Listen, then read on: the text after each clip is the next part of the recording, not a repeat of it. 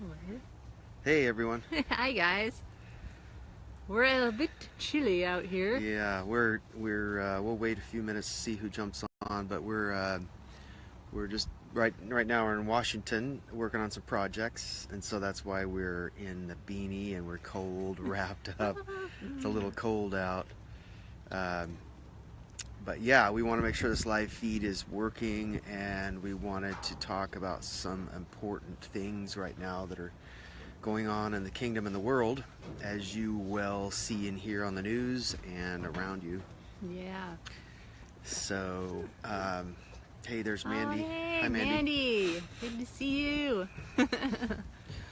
Yeah, so you can see from the title, it says Metamorphosis, and a lot of people are dealing with some sadness and grief, not only in the natural because of what's happening, this horrific church shooting thing, and then of course Las Vegas before that, and around the world things are happening. But there's this unexplainable grieving or sadness that goes on in a lot of believers, and they can't quite put their finger on it. I don't know if that's happening Yeah. to you, And that's been in this whole last decade, I would Yeah. say, but especially this last season. And what we've been shown is it's a deep metamorphosis that's going on in Christ followers, those that don't really adhere to or give themselves to the religious spirit, because there's a blindness that goes on anyway with that. But those that have really pushed past and entered kingdom, you understand that something deep is taking place so that the new wineskin can come into its fullness. So there's a metamorphosis happening. And the new Yeah. wineskin has to be formed by Christ himself. It's not our doing. So it's challenging, to say the least, if we want to get real about it. But it's so worth it, because when we come through the other side, then we'll be experiencing more of his fullness. And so the whole earth is groaning right now, and there's evil that's running rampant. But we have to remember something, guys, that where grace abounds, evil cannot have its ultimate voice. And we are living in an abounding grace because we're in post-cross living. Christ did it all.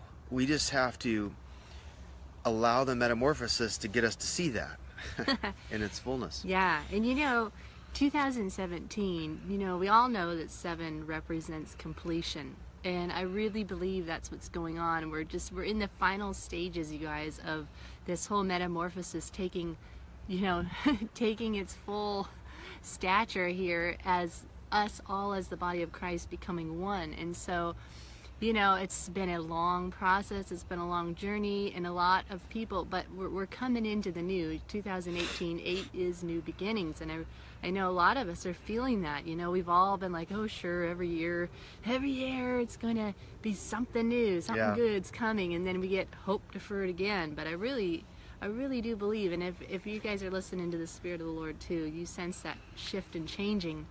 It's just we're at the final stages here where we're having to really let go of the remains of the old. And there is a sense of loss, because when you're metamorphosing, you're shifting out of the old mindsets. God has been putting his finger and breaking down and reframing you and remolding you to let go of old mindsets that have kept you in a caterpillar state, or a small thinking state, and we're having to let go. And there's a sense of loss because we found our identity in a lot of old things. And so you're just in this stage. I've never been there before. I don't know what's going on. And, I'm still holding on and believing the prophetic words, believing what God said. And so you're just holding on. But you really, you can feel numb. You just feel deformed. You just, you're kind of at a loss of where your identity is right now. But you do know in your spirit, man, that you are coming into that oneness with Christ. Yeah, so it really is a loss of identity, because we're losing what we thought was our identity, and we're actually taking on the full measure and stature of Christ's identity. Yes. Now, that's easier said than done, because it's not by our hand, it's not by our works, it's not by our strength, it's by His Spirit. And so it's a work of the Spirit alone. And that's what's through getting submission broken down, and through surrender, just presenting ourselves. Sometimes when we talk to people, including ourselves, we don't even know what that means, because sometimes you're just in a state or a condition that, like Amy was saying, numbed out, or you're just full of pain, and or the old wineskin's coming off, and so all you can do there in surgery is just lay there. Sometimes you can't even pray, you can't even say anything or do anything. You just have to be still. Present yourself. You just have to be still. Yeah, and let Him do it, because when He forms Himself all the way in and through us, it's a tangibility upon our skin. That's how tangible His presence is and is going to be. With the early disciples, they only tasted a measure, but we're coming into a full measure of, like Ephesians 4, what's the full measure and stature of the man Christ Jesus in us. And then something's got to give. Something's got to go. It's our identity that we thought was our Christ's identity, but it really wasn't. It was a religious identity. And so many are still caught in the religious identity and self-effort and striving, that they actually think, this is the scary thing, they actually think that they're walking in the fullness of Christ when it's the fullness of the religious spirit, and they haven't seen it yet. And so I know with us, and we've said this before, but it's taken 13, 14 years of peeling layer after layer after layer of the old wineskin off. And so what does that look like in practicality? It means that you get to be fully you, the real you, and Christ gets to be fully Him in you. And when that happens, boy, look out. We see an explosion of something that's coming on the scene. That's coming on the scene. Christ in us. Yeah, because when you have a shooting like you just did, 27 people, we need some people that are living in the new wineskin, so that they know how to respond instead of react. It's a horrible tragedy, of course, but at some point we grieve, and then we rise above, right? We feel the pain, we hurt with them, we're compassionate, but we rise above as a kingdom people, so that we can show people that there's that there's something different, that there's hope. Things like this going on all over the place. There's a lot of believers that just want to run and hide. That's not our commission. To run and hide. It's not our commission to bow down to evil. It's not our portion to run around in fear. Our portion is to overcome by the blood of the Lamb in us. And we're a people that are overcomers, more than conquerors. And so we're more powerful than we know. He's doing that stuff in us. But the enemy has been, we don't give a whole lot of credit to the enemy, you guys hear us, but we do have a real enemy out there who's trying to take you out because of what you're carrying and what we're entering into. And so he is the accuser of the brethren, and he's been trying in this whole last decade, let's just use this last decade as an example, of trying to break your trust in God, and to accuse you for one, and then also accuse God's character, and to break that trust, to where it's like, I just keep thinking about the shack, and how when tragedies and things have happened in the last decade, last 2 decades or whatever, there's this great sadness that comes, and it's because there's this broken trust with God, like, God, why didn't you step in and protect me? Why did you allow this to happen? So there becomes this chip on your shoulder that you don't even realize you're carrying it around, or there's just this separation inside your heart, and you don't even realize it, that you have pulled away from God because you feel rejected by Him. And where He is in this metamorphosis, He's breaking that down and bringing you forth again into intimacy. And in the shack, the only way that happened for him to get rid of his great sadness was to re-engage again with Papa, Holy Spirit, and Jesus in intimacy and in friendship. And I really believe that's what He's doing right now in all of us in this final stretch before 2018. It's just, we're almost there, guys. We really are just we're coming back to the heart of him, and we've got new wings. We're already in that transformation and reframing, so it's not like we can go backwards. Yeah. You know, so it's just choosing to let go of these bits and pieces of the cocoon and the old self of sadness, and just releasing it and saying, you know what, I'm choosing to step fully into him again. I'm not going to chase after the call. I'm not chasing after this or that or my desires or things that satisfy me. Yeah. You name it. It's just about coming back into the heart of him. Yeah, some people feel like that it's been so long. You know, we have Deferred. we have some friends that have been through a whole lot of stuff, much like some of you. And year after year goes by, and they don't see the dream. They don't see things happening. It's just like the same cycle. Yeah. But one thing that you can't see, and we can't see, is the deep metamorphosis going on within us, because it's something that has to take place in order for us to come completely out of that old balloon wineskin, so to speak, the layers of that thing coming off, so that we can be original, authentic, and genuine in every way. And come into this so there's no residue. day. Come into this third day living in him, you know, 100% in him. So that's what we've been getting prepared for, you know, like Nancy Cohen talks about, love her. Yeah. So those of you that don't know who she is, Nancy Cohen, this woman is just a walking miracle. She's been through a whole lot of stuff by the religious voice, being abandoned by everybody because she wanted to go deeper. You know, she was presented with the question, do you want to go deep? And it costs her everything, cost her relationships. But you know, coming out the other side, she's now saying it's so worth it, even if you have to lose something that you really wanted to try and protect and keep. You know, that's the thing, the sense of loss. We feel like as believers that we're just supposed to walk through every day in you know, absolute bliss, which we are inside, with the joy of the Lord, right?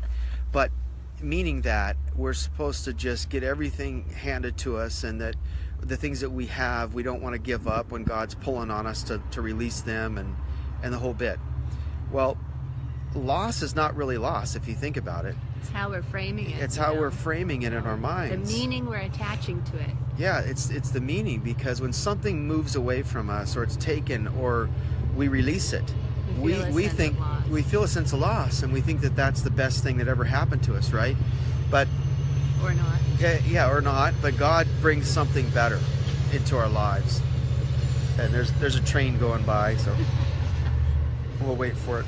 But okay, so for example, some of you that have had relationships go by, we all have, and the connection, the soul tie, the love that we had for that person or these people, God sometimes has to pry that out of our hands if we're not willing to let it go, so that he can bring the instead that actually adds to the new wineskin in us.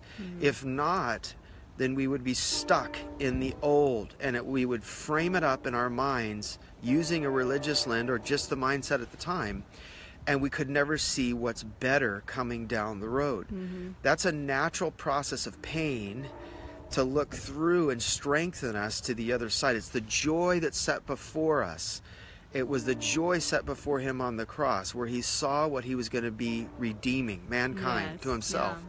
That he endured the cross. And so we all have our cross to bear, whatever that is.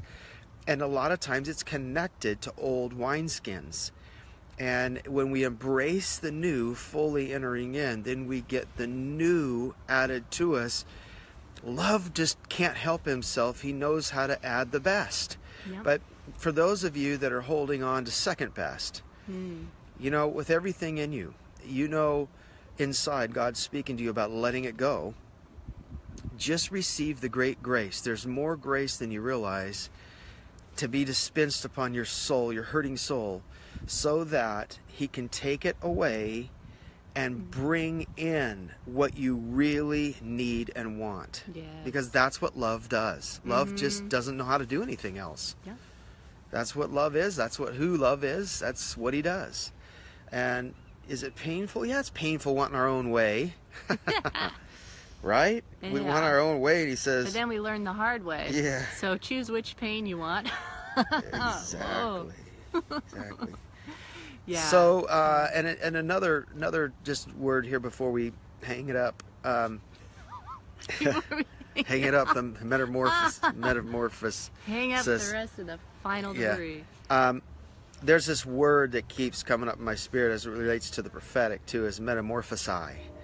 And what he's doing in the metamorphosis is he's actually forming the spirit of prophecy in us, which is him, so that we metamorphosize. In other words, we prophesy from the outcome of what he's bringing us through, whether it's a trial or hardship or all of that. We come through the pain, and then we begin to prophesy through the new, even while we're hurting. And some of you need to know that, is that you have gone deeper than you realize in the prophetic, and prophesying and moving as a prophetic people more than you realize. And a lot of times that is the pain in our lives that causes us to reign. In other words, our whole life is prophetic. Our whole life is a prophecy, but he's forming himself in us so that we can speak his words without tainting, so that we can live his life without defilement. Cracking the nut open. That's right. And so the outer shell. Let him metamorphosize you when you open your mouth to share. And many of you know what this means, is that, you know, when you come through some difficulty, or you're just sad or numb, and then you're called upon to open your mouth to counsel with somebody, or prophesy to somebody, or just speak wisdom to them, you're actually shocked yourself, and you're like, wait a minute, I'm still grappling with this, and yet there's some real meat and depth that just came out. Well, why is that? It's Christ forming in you. And it's not easy going into a new suit, but let him do it. And that's let him exactly it. So the challenge will be now, because, you know, a decade, you end up forming habits, right? Habits of using the term, oh, it's so sad, or I'm so sad. You know, notice that it's not you. Oftentimes it's actually a familiar spirit that's speaking to you, saying, isn't that sad? I'm so sad. And so this, you know, this place we've been in of mourning, and then God is calling us to switch suits now, is to really let go of the habit of those things, and choose to go forward, because he's already sending out the invitation, and we just got to choose to let go what we were still holding identity in, even holding identity in sadness, you know, of the attention we can get from sadness, you know, if you're feeling lonely. And so then we end up using that as a tool to still crave to get love and affection through that. And so I think God is so challenging us to come up higher, drop off those things, and really enter into being so fully fulfilled and satisfied in him, because you'll never be satisfied in yourself, or reaching for things, for food or clothes or whatnot. You know how it goes. Yeah, that's right. But you guys are doing really good. Yes. So you really are. Yeah, even if you don't feel it, it's not about feeling, it's about being and in him. Passing the test. You know, it's not about acing the test. It's about passing the test. You know, you can pass the test with getting a few things wrong here and there, as long as you can just pass the test and keep going forward. That's right, because he's not about to let you go now. He's invested in you, and for eternity. That's love sees the best, hopes the best, and believes the best, and he is love. So guess what? He's always going to see the best, hope the best, and believe the best in you and I. And it doesn't matter what we do, but how much more is he delighted in those that lay their head on his chest through even the worst circumstances. That's where he wants us. He doesn't want us to run, because love is just, you know what it's like when somebody runs away from you and you love them, and they're going the opposite way. Your heart just can't stand it. Well, where did you get that from? We got it from him, because he's love. And so let love permeate the pain, so that you can reign through the pain. You know, the Bible says we suffer to reign. there's something so real about that right now for a lot of people, is that they're going through suffering, but it's meant for us to reign in life. Yep. And not to succumb to it or come underneath of it, but just know that love has got you. And I need to share this with somebody watching. Grace and love within you, Christ in you, is way, way bigger than what you feel or think about yourself as far as a failure, or as far as can't adding up, or I said something or did something stupid. Don't you think that grace and love are way, way bigger? It's those are the elements of his nature that actually draw us into becoming better. Yeah, when we are weak, he's strong. That's it. Where in our weakness, he's strong, and he shows himself strong. He puts the healing salve on us to where we come through, and we want him more. Yeah. But to run away from him or shut down or don't talk to him is the worst thing, because he's the only one that can bring us out to reign. You can't get it through any other vice. You can't get it through any other way. Numbing it out through your own whatever default your vice system. Is. Yeah, we all have them. Default, yeah. Yeah, but just know that he has got us all. Those that truly believe and truly follow him. Sound, you guys. We're hearing the sound. We're hearing the same sound. He's got us. Invitation going out. So rejoice that you are hearing the sound. You know, it is coming. And you know, I just want to encourage you guys to consider too, when you know you're hearing lies come against you, you know, like I'm a failure, this is never going to change, and all these kind of things, to take that as a reverse prophetic word, saying that's actually saying, no, you are victorious, it is changing. That's right. You know, reverse it, because think about it, that's all the enemy has to come against you with, is you're a failure, you're defeated, nobody loves you, all this kind of stuff, because it's the opposite. I mean, is he going to share the opposite? No way. He doesn't want you to believe that. So flip it on him. Yep, flip it. Flip his card. Yeah. You know, and know that that's the actual truth. That's right. Otherwise, why would he be lying to you? I mean, think about it. Take your power back. Yeah. Take your power back. Yeah. You're a powerful person in him. Take it back from the enemy. Take it back from the circumstance and the situation. Back on him. Take it back from that place that you know you're allowing the weight of it to try and sink you. Just rise above it. You can do it. You have it in you. You have him in you. And so grace is the very nature of him, and what he is and who he is, to cause us to excel. So we love you all, and you're going to come through this. You're going to come through this, and you're going to be shining with the glory of God in the new wineskin. You will. It's his plan. We're all coming through it together, you guys. We're all together as one in him, and we're linking arms, and we're going to make it through and be amazed at what he's got planned. That's right. Love you all. We'll talk soon. We're going to show you the ghost here. Here's the beautiful bay. Beautiful bay. In the boardwalk. It's an awesome boardwalk. Woohoo! Little shot of where we're at on the coast here in northern Washington. Okay, so have a blessed day in him. Love you all.